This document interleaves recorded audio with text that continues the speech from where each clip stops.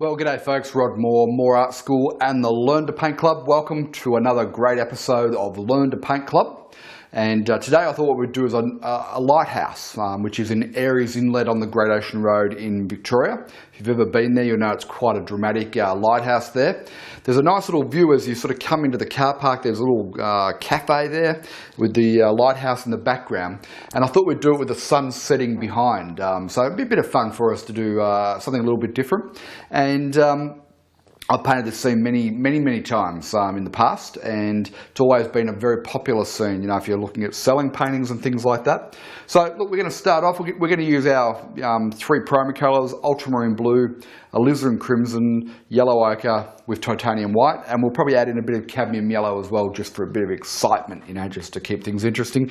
But, you know, as part of the Moore method of painting, I always like to keep things as simple as possible. 3 colours, 3 brushes, and 3 steps that we need to go through. So let's do step 1. Step 1 is going to be our drawing. I've got a 12 by 16 canvas here. We now need to get our drawing mapped in. So remember, in step 1 of the Moore method, we're not looking for an architectural drafting type approach. We're just looking to get our big shapes in the right places, right? And we can adjust and modify our lines as we go. So this is all about getting some basic composition. So if we're going to do the lighthouse, we need to get the lighthouse in first, okay? So that the lighthouse is, whoop, sorry about that. The lighthouse has a really nice red sort of top to it with the window there facing the light out there. And it's quite a tall,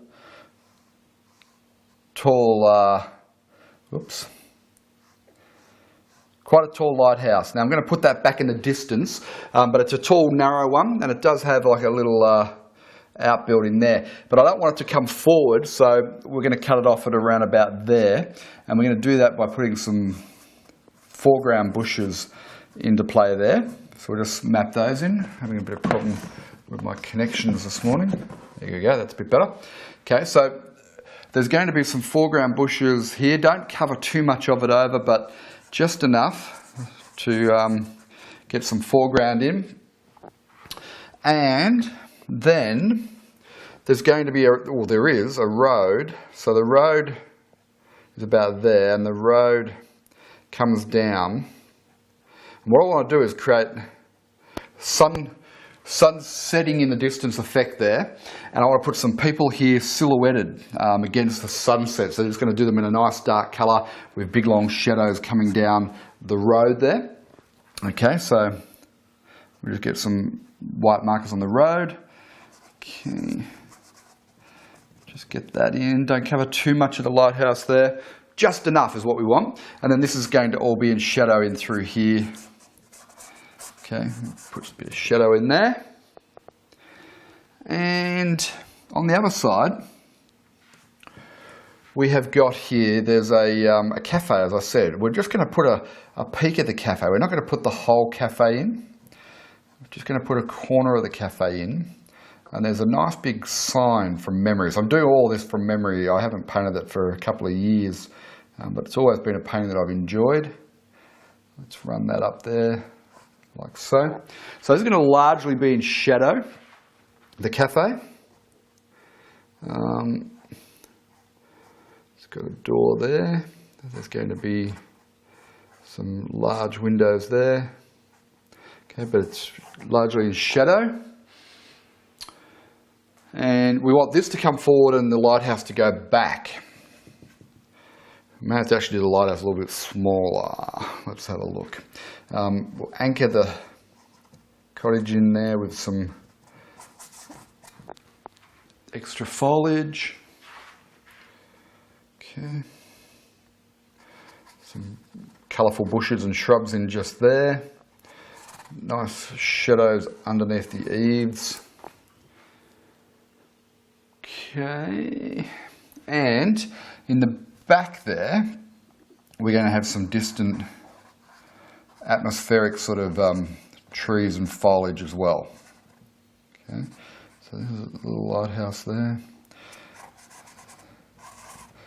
So we'll just create a few layers of foliage in the back just to create some separation from the cottage and so on. So I think that's probably all we need at this stage. Right, so there's a couple of big shapes. We've got one which is the lighthouse. We've got this clump of trees here, that's 2. The road is 3. This cottage is 4. And you include those little bushes.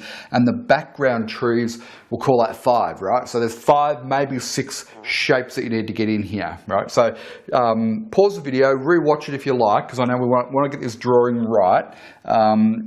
But there's not a lot in this. It's a pretty simple little drawing. And notice I haven't tried to draw anything accurately, which is the beauty of the Moore method. Just using a little flat brush, bit of paint, and we're just mapping out, really is what we're doing, mapping out the composition so we know where all the big shapes are going to go. Pause the video, have a go at that, and I'll see you in step 2. Okay, welcome back to step 2. The Moore method of painting is where we block in our colours and set our value structure right. So we're going to do that now. And we usually start with our darkest darks, which is what we'll do here. So we've got this foreground tree here, and these 2 bushes are going to be our darkest values.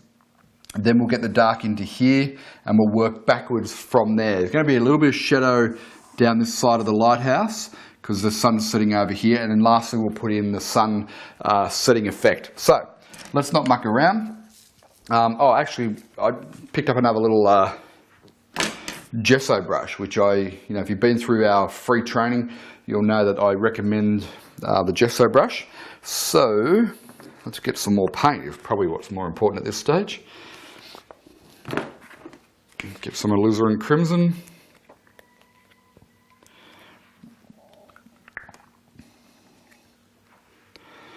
Some yellow ochre. So I use the alizarin crimson and the ultramarine blue for my darks because they're both transparent colours and it creates a nice sort of transparent sort of dark. It's not too heavy, but it still gets quite dark, which is what we want. Get in a bit of white and we'll be good to go. Okay, so again, just keeping it simple, limited palette, handful of brushes, don't overcomplicate things, which is what a lot of beginners do, is they do get too complicated, and as a result of that, their painting's getting a mess and they never quite achieve the results they're looking for. Okay, let's go. Let's get some chunky darks in. So blue and red. Okay, look at that. That's not a bad dark. A little pinhead of the yellow on there. Mix that in. Okay, and I might make that our darkest one there, and then I'll lighten off, or I'll just lighten it back slightly for the others. Okay, so that looks good there. Casting a bit of a shadow. Make that just a touch warmer. We'll make that a nice little clump of rose bushes there. We'll put a little path leading into the front door. Okay, so there are our darkest darks. We'll cool off a little bit here now. You can touch of white. Okay, a bit more blue. So the blue cools it down, the white lightens it.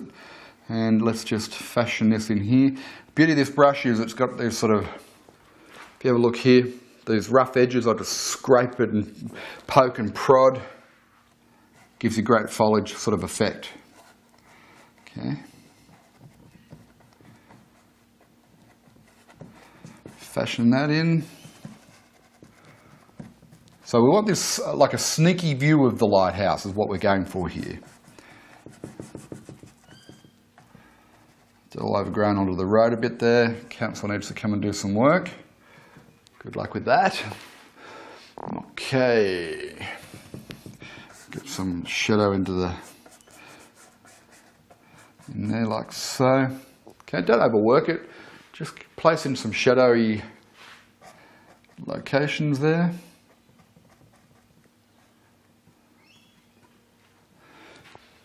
All right, now let's come back and do this while we've got this brush working, and then I'll come back in here. So this is a big step back. We want to lighten it right off and cool it. We don't want too much red and yellow in there, right? Although it does have to be silhouetted, so I'll get a little bit of red. It's got to be silhouetted against the backdrop of the sun setting coming through there. Okay, so let's just, but it's got to be lighter than the dark we put on the cottage as well, just so we can get that depth in there. So I just use the brush, that way to cut around the cottage. Okay, when I put the roof colour in there, I can fix up any lines that aren't quite right. Okay.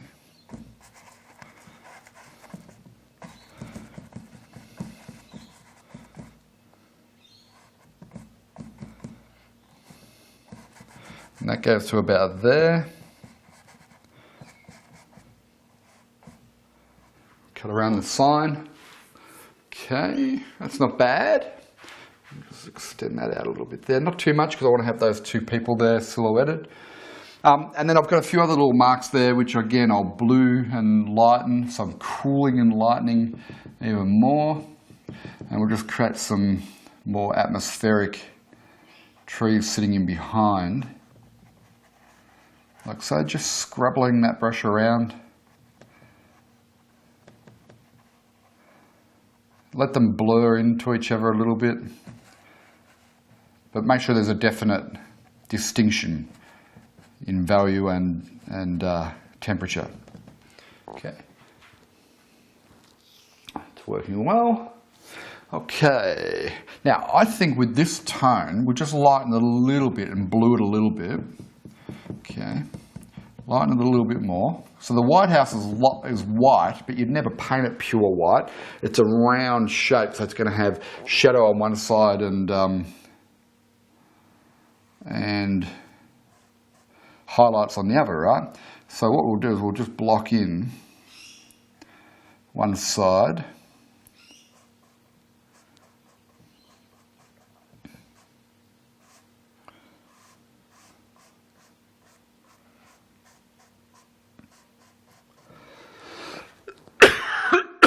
In shadow, pardon me.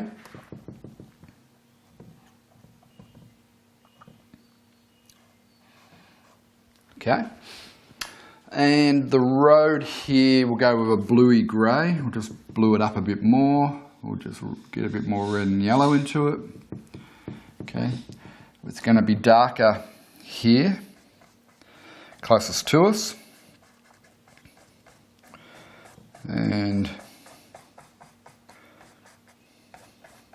notice the direction I'm painting it in. I want the painting brush marks to indicate direction here.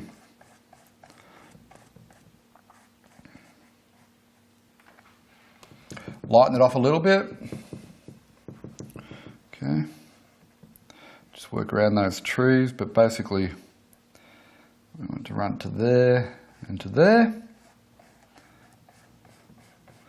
And then just blend those in. Okay, that's working. That's working. We've got a little bit of this outbuilding on the side of the lighthouse. I'll just get that in. It's just a little box. I'm just doing it as a little square, so don't be too caught up on that. And I'll just highlight one side of it. Okay, now, let's have a look at this here. Okay, so I'm going to do the shadow, a bit more blue.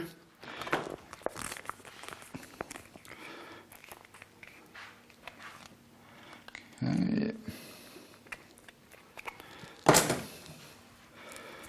So let's just mix up another dark red and blue. Whoop, too much red. Get a big chunk of blue. Okay, just tone it back a little bit with a bit of white. Okay, and what I want is it to be not as dark as the bushes that I put in there. So it's a little bit too dark, a bit more white. Okay, but darker than out the back.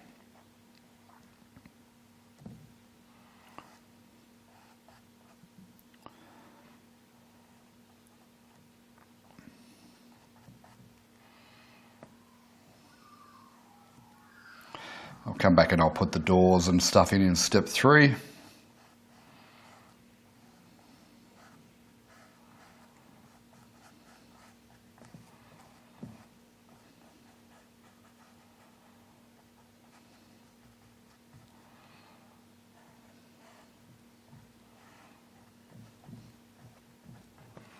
Okay, a few variety of brush marks there just to keep it interesting.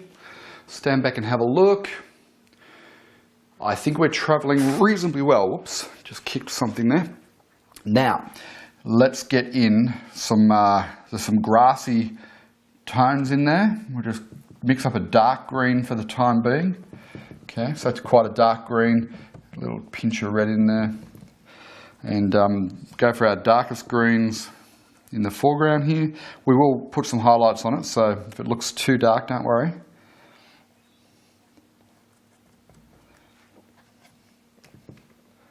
Okay, so just work around what we've done so far.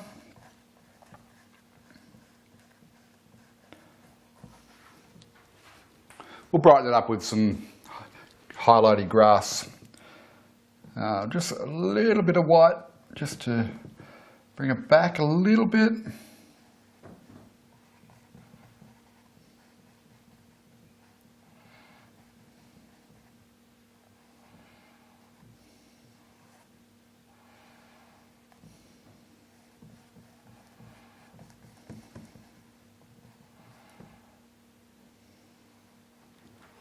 Make sure that's horizontal there. That line there, this one in here, they both need to be horizontal.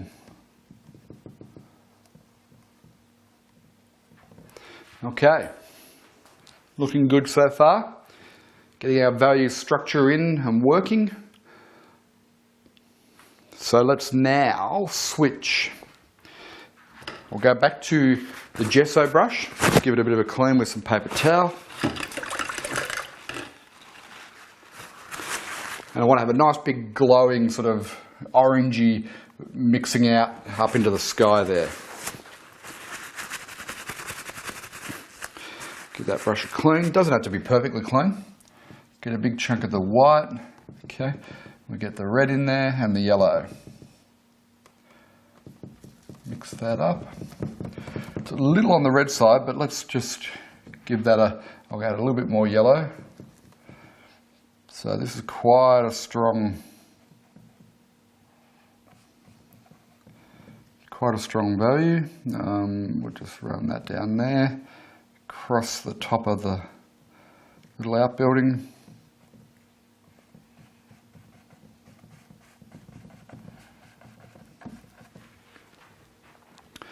Okay, now if you come up that high on that side, then you've got to come up the same height on this side as well.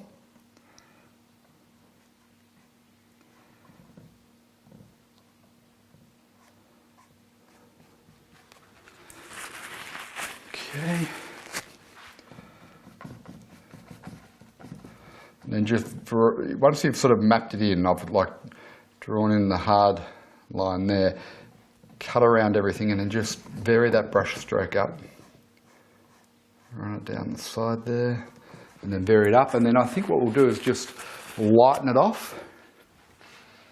A bit more white in there with a bit more yellow. Like so. Cut around the trees there. And I'll just get some more white.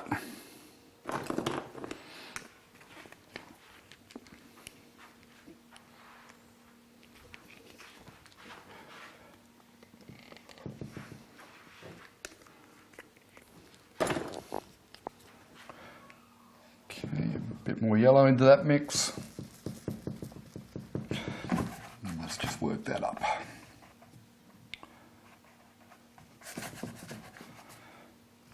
I'm just going to vary the tones up a little bit here, just for a bit of interest. Don't over blend it all. Get a little bit of that yellow into there. Yeah, just don't kill it by blending it all in too much. Let's keep it loose, fresh. Okay.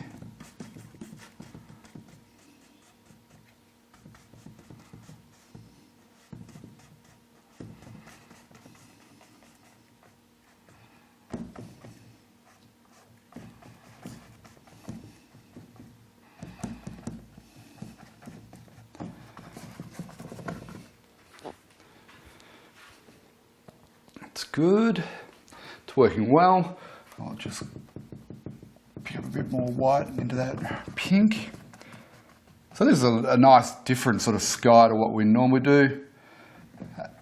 Keeps it interesting and adds a bit of variety.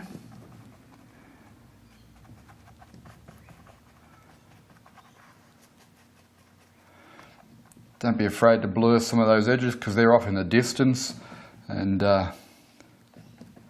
edges do blur off. Whoops, that one was a bit of a mistake, that last stroke. All right, that's starting to look good. I'll just strengthen the dark in this lower section because I sort of painted over it a little bit with some of that yellow. I'll just strengthen that right up there.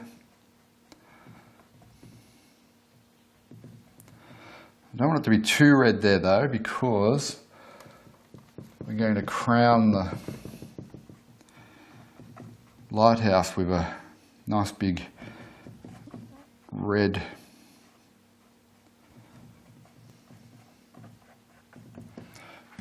Too much paint on there. Let's get back into that tone there.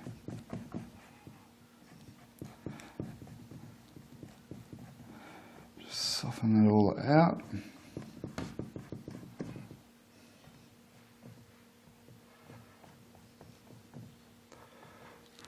Okay, that's good.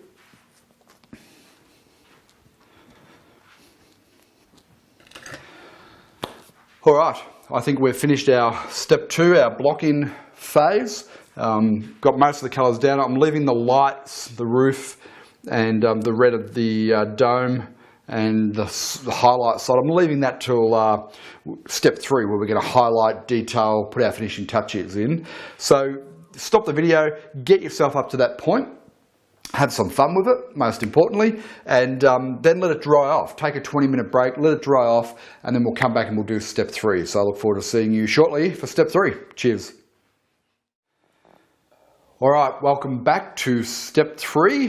We're now going to look at our finishing touches, our highlights, and our detail work, and we'll really start to bring this painting to life as we do that. So I think what we'll do is starting to form up the lighthouse, get a little bit of detail happening in there, and then we'll progressively work forward towards the front, and you will see the painting come alive as we go. All right, so we want some white, and I've just cleaned the palette, so it's fresh paint for the highlights, details, finishing touches. Some people with their acrylics will use a wet palette. I'm not organised enough for that. I prefer just to, whatever's left after step 1 and 2 tends to go dry, because I like to let the painting dry off. So I just rip off the sheet. That's why I use this tear off palette. Just rip off the sheet and throw it in the bin and start again is the way I tend to operate. But everyone's different, so you've got to find a method that's going to work for you. Okay. Probably a bit premature. It is hot here in the studio. It's been a hot day. It's the end of the day now. I did the first part this morning, let it go all day, and it's now quite warm. So we'll see how we go with this. But I do have my trusty squirt bottles. If you are using acrylics and you are in a warm environment like I am, the little squirt bottle is a good idea. If you're using oils, not so much of a problem. So you don't have to worry too much about it if you're using oils. Okay, let's have a think about this. I'm going to start the light side and I'll work around the shape of the lighthouse. So it's important that we get this part right. So we need to concentrate a little bit more. A lot of the block-in I can sort of talk and wave paint around, and sort of as long as it falls in the right place, we're usually pretty happy. But when we start to get into our sort of, centre of interest here, centre of interest actually be the two people walking along the road and their shadow silhouetted, but the lighthouse is still obviously an important part. Don't try and get a ruler out and draw it perfect though. We want to create loose, impressionistic sort of feels to what we're doing. So I'll start off with some white. The white might be too light, but let's just start there and see how we go. So I just need to get a nice clean line down there. Okay, I've probably gone a bit wide. That's okay. And then if I don't apply too much pressure as I come around, because I've already got that underpainting there, it's going to shine through. Okay. That's the theory anyway that we're working on. Whoop, bit too much paint there on the brush. So the thing I found with acrylics is if you have too much paint on the brush, it does get a bit clumpy when it goes on, especially in a warmer climate. So just keep that in mind, that you are always checking to see how much paint you've got on the brush there. Okay, so let me just I'll put a tiny little pinhead of red in there. Oh, that red's strong, isn't it? We'll just wind it back with some white. Let's just come up here.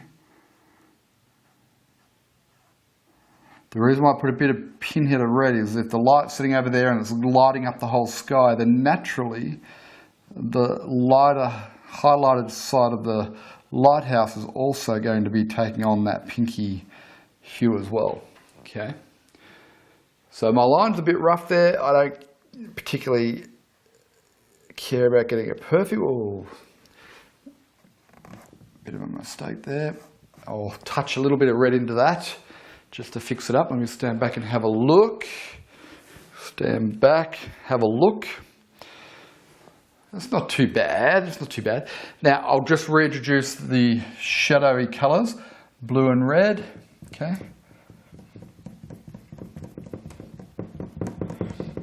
And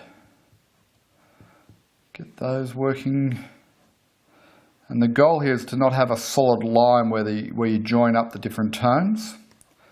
We've got to blend those in, just up and down, nice and gently. And you know, whenever I've painted, I've done quite a few lighthouses in our online, not our online courses, in our workshops with our students. This is always the most trickiest part, is getting that transition from the highlight and around. So if you can get this part right, just take your time with it, slow right down, concentrate on this part. If you get that right, the rest of this painting is just going to be absolutely simple for you. And you're going to,